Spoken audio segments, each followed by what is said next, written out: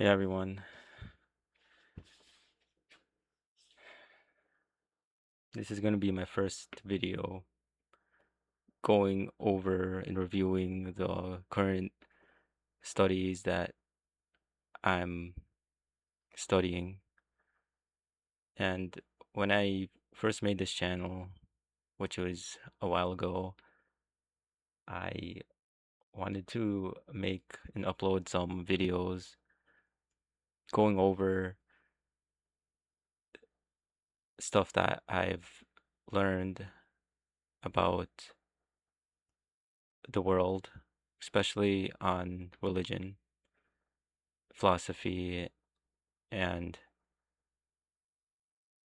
the world beyond this, and ideas and thoughts. I finally made this PowerPoint, and now I'm actually going to talk about stuff that I picked up through days of just going through a bunch of videos and reading reading like articles, summarizing books through AI, and also watching some videos. This is my review on the occult and esotericism. All right. So one of the big things is gnosis, which means knowledge.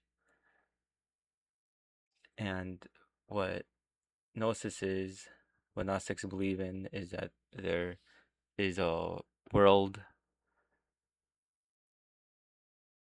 that's immaterial, greater, bigger than this one, more significant, that is a real reality, and gaining more understanding of this world is how you save yourself. Because what they believe in is this physical world is filled with pain and suffering, and how to escape that is by having understanding of this real reality. And how I interpret it is that when you don't know anything, the unknown, it gives anxiety and uncertainty, which is why it's important to gain understanding and more knowledge so that you can not have anxiety and uncertainty, because those things lead to low self-confidence and a lack of preparation. And preparing is one of the most important things to start doing things and taking action. A person that has anxiety and uncertainty is someone that lacks capability in accomplishing things. And this is where I believe gaining knowledge is important. Okay. And throughout occultism and esotericism, one of the main ideas is symbols and and color, how it affects how you think without even thinking, affects their subconscious. Corners, curved shapes, and colors convey codes that are understood across cultures and generations. Instead of trying to explain something, a symbol and its color can be used to have an understanding of that idea, no matter what culture you are, or no matter what generation. We're still using the same symbols from the past, and we could take a second to consciously think of it and have an understanding of how it works.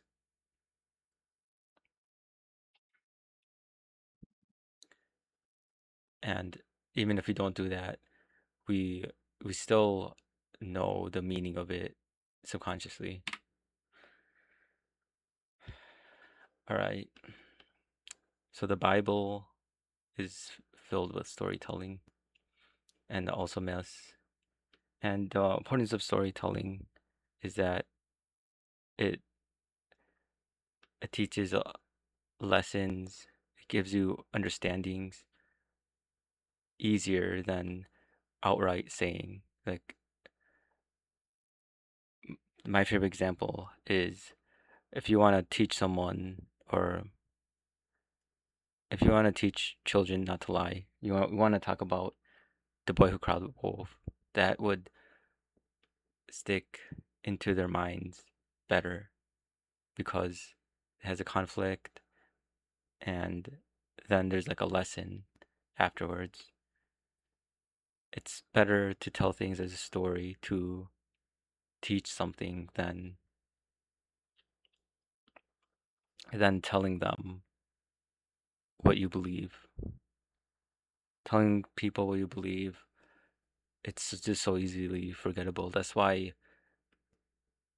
stories exist with characters, with the plot, with the solution, the struggle, all that is just more easier to remember than outright telling someone what the point is.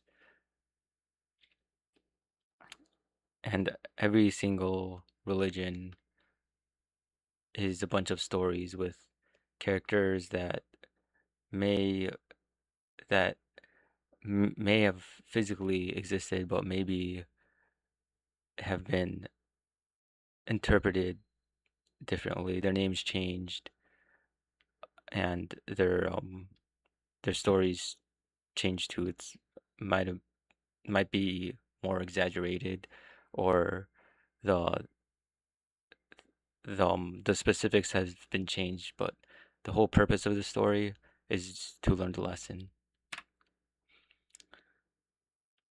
Yeah, and in those stories, it's filled with symbolisms through the phrases and words. Instead of having like a picture or a color geometric shape, the symbols are found through the wordings. Myths and stories from religion are not to be taken literally, but have a deeper lesson and meaning. When you have a story, you imagine it in your mind. A story is basically very symbolic. And as I said, that the point of stories is to fill your subconscious mind with this imagery so that you can recall easier. It all connects together. All right. So this is the first Hermetic principle, which they which they believe that imaginary is a real reality.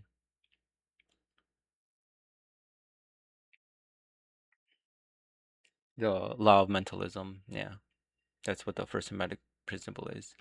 Thoughts and ideas influence reality, influence feelings in the physical world, and this is an example that I feel is the most important. Is when we think about like love, for example, that's mainly just an idea, and this is kind of what brought me to Hermeticism and Gnosticism is understanding love. And you could get love not through people because it's just people are just like the middleman, and it's a step that can be skipped. You can get love without having to talk to anyone. This is also a Hermetic principle. Microcosms and the macrocosms. Small units reflect larger systems and vice versa. Tales, myths, stories influence the real world, and the real world can influence the imaginary. In the future videos, I'm going to apply this law, this principle of Hermeticism into stories that mean something in this world, such as the Fall of Sophia.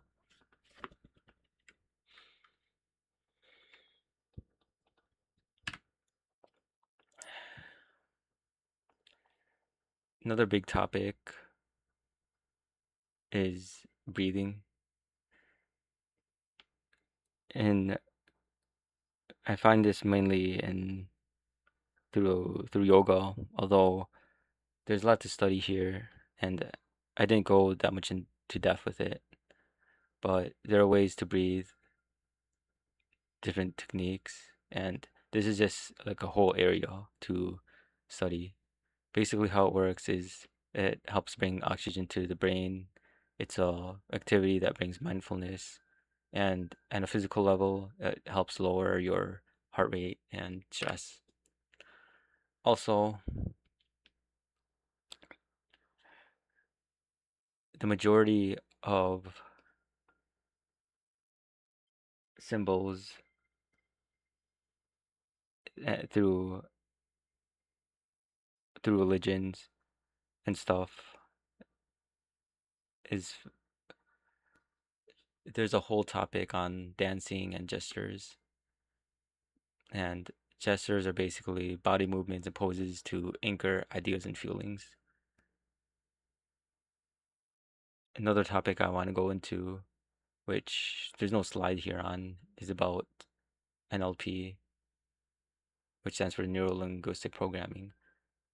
And there's a subsection, a technique about anchoring, how gestures can help anchor these ideas into from your poses or through your actions that or habits you can anchor and connect these ideas with how you move. A topic by Jung, shadow work. And what shadow work is facing your repressed thoughts, which is really important because this is how you grow as an individual, by facing things that that you that you feel go against who you are.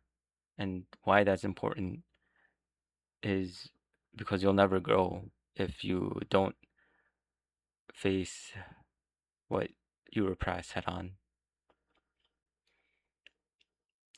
And I really do think that this is like the main idea of most religion to and self-improvement in general. It's all about facing who you are inside. It's how you get stronger and grow. Subconscious, collective, unconscious, egregores, and God. They're all related with each other. So what God is the ideas and thoughts of many people as a collective. And when we think, we don't really have any original thoughts because it's highly likely that our thoughts could be categorized through a group of people, an archetype. And that's what the subconscious is. That's what God is. That's what an egregore and the collective unconscious is. The thoughts that speak and resonate with many people. God represents the collective unconscious will and desires of the people. All right, that's the last slide. I will be talking about this more. I will be talking about this more and reviewing more of this further.